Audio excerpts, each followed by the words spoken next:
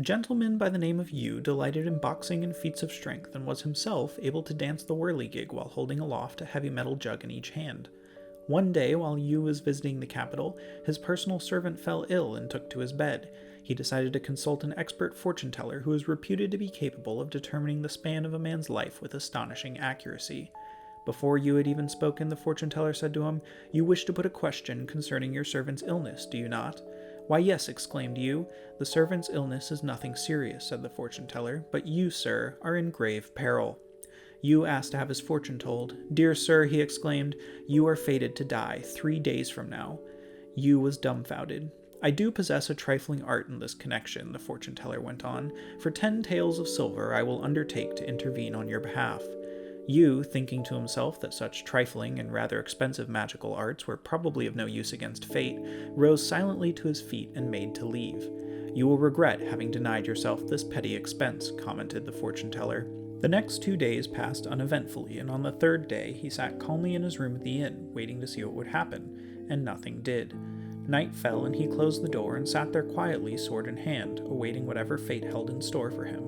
The first watch of the night was nearly ended, and there was still no sign of death's approach. He was about to lie down when he heard a rustling sound at the window, and hurriedly looking up, saw a tiny man with a spear on his back enter by the window and alight on the ground. Yu leaped to his feet and lunged at the intruder, but his sword went swishing wide of the mark. Yu hacked vigorously and finally brought him down. By the light of his lamp he saw the figure of a man cut out of paper, severed at the waist. Yu now gave up on sleeping and sat in wait.